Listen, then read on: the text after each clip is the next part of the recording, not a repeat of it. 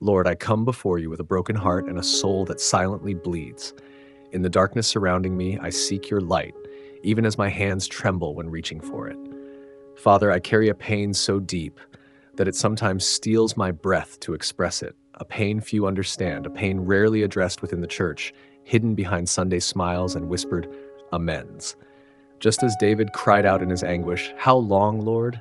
Will you forget me forever? How long will you hide your face from me?" Psalm 13:1. I find myself echoing his ancient words, feeling his truth burn in my chest. I confess, Lord, there are days when my pain feels greater than my faith. Days when the promises of healing feel too distant, when verses of comfort sound hollow, and testimonies of victory seem reserved for others. I carry with me the invisible scars of battles few know. Sleepless nights filled with unanswered questions, mornings when the weight of existence feels crushing on my shoulders, moments where I smile on the outside while my soul screams within. Why, my God, is it so hard to admit our brokenness within the sacred walls of your house? Why do we hide behind masks of perfection when you yourself call us to authenticity? Blessed are those who mourn, you said, yet we have learned to swallow our tears. Come to me, all who are weary and burdened, yet we insist on carrying our burdens alone. Lord, I am tired of pretending, tired of presenting an edited version of myself as if you don't know every dark corner of my being, every shameful thought, every haunting doubt. In your word, I see Job in his anguish, allowing himself to question and lament. I see Jeremiah, the weeping prophet, shedding tears for his people. I see Jesus in Gethsemane sweating drops of blood in his agony.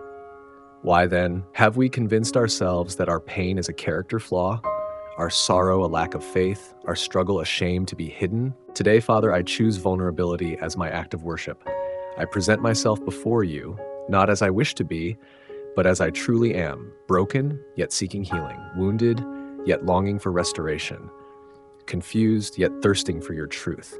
As your servant Hannah said in her anguish, I have poured out my soul before the Lord, 1 Samuel 1:15. I follow her example, letting each tear become a wordless prayer before your throne. I recognize that this journey of healing does not follow a straight line or a predictable schedule. There are days of progress and days of retreat, moments of clarity and periods of thick fog. You did not promise it would be easy, Lord. You did not guarantee a life free from pain or struggle, but you promised to be with us, always, to the very end of the age, Matthew 28:20.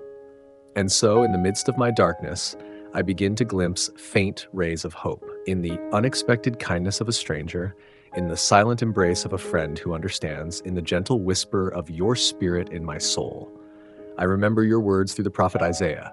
Do not fear, for I am with you. Do not be dismayed, for I am your God.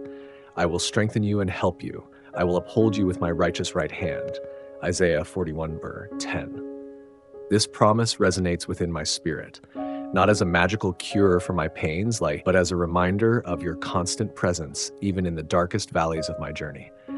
Father, as I walk through this process of healing, help me embrace a paradoxical truth, that I can be both broken and loved, wounded and precious in your sight, in progress and perfectly accepted. As the psalmist declared, the Lord is close to the brokenhearted and saves those who are crushed in spirit. Psalm 34:18. I cling to this promise, not as an instant remedy for my wounds, but as an anchor for my soul in the storm.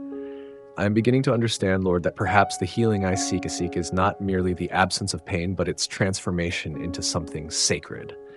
That each scar become a testimony, each wound a channel of your grace. As Joseph said to his brothers, you intended to harm me, but God intended it for good, Genesis 50:20. Help me believe that you can do the same in my life, turning my wounds into sources of healing for others. And so, in this moment of vulnerability and truth, I allow myself to be truly seen by you. No longer do I hide behind memorized quotes or a superficial spirituality. I present myself as I am, your child in the process of healing, a soul longing for restoration, a broken heart seeking hope amidst the darkness that still lingers. Lord, here in the silence of this confession, I feel something subtle begin to change within me. It's not a sudden explosion of light, but a gentle dawn in my soul. As the prophet Hosea said, let us press on to know the Lord. His going forth is as certain as the dawn. Hosea 6:3. I am beginning to understand that dawn always comes, even after the longest night. Father, as I allow myself to fully feel this pain, I discover a paradoxical truth that sometimes we must dive deeper into darkness to finally find your light. Like Jonah in the belly of the great fish, sometimes it's in the darkest place that our prayer becomes truer, our seeking more authentic, our encounter with you more real. In my distress, I called to the Lord and he answered me. From the depths of Sheol, I called for help, and you heard my voice. Lord, I am beginning to see that perhaps the purpose of this season of pain is not merely for healing itself, but for the deep transformation that can only happen in the valley. Like clay in the hands of the potter, sometimes we need to be broken to be reshaped into something new. Can the potter not do with the clay whatever he wishes? Jeremiah 18, verse 6. And so, in the midst of my fragility, I discover a strength that does not come from me. The strength to remain open when I want to shut down, to keep seeking when I want to give up, to hold on to hope when everything seems lost. Paul understood this when he wrote, "For when I am weak, then I am strong." 2 Corinthians 12:10. It was not a strength born from the absence of weakness, but a strength found in the heart of vulnerability. Father, as I move forward on this journey, I realize that healing does not always look like what we imagined. Sometimes it's more like a slow dance with grace, a gradual learning to trust again, a rediscovery of beauty among the broken pieces. As the psalmist said, "You have set my feet in a spacious place." Psalm 31:8. Perhaps this spacious place is not the absence of challenges, but the freedom to be authentic in your presence. Lord, today I choose to see my story through a new lens. Not as a tragedy to be overcome, but as a developing testimony of your faithfulness amidst the storm.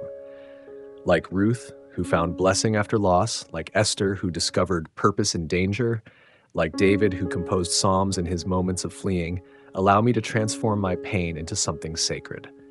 You turned my mourning into dancing, removed my sackcloth, and clothed me with joy. Psalm 30, verse 11.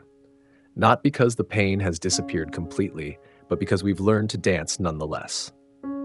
And now, Father, I make a declaration of faith. I will not wait until everything is perfect to acknowledge your goodness. I will not wait for the complete absence of pain to celebrate your presence.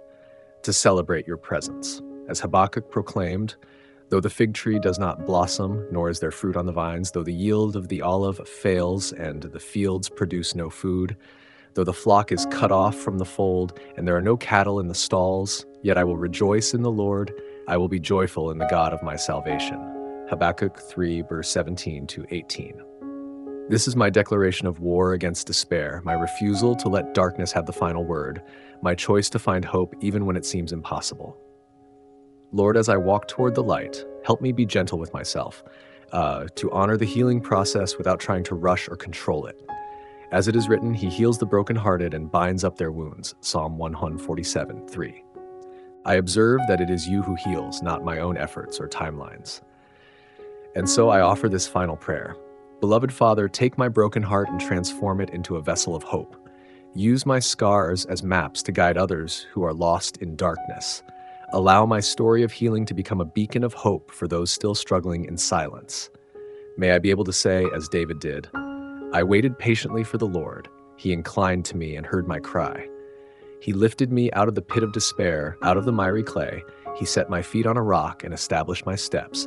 He put a new song in my mouth, a hymn of praise to our God. Psalm 40, verse 1 to 3. And may this new song not only be one of victory, but of deep transformation, of rediscovered hope, of light found in the darkness. In the name of the one who knows every tear, who counts every sigh, and who promises to be with us until the end. Amen.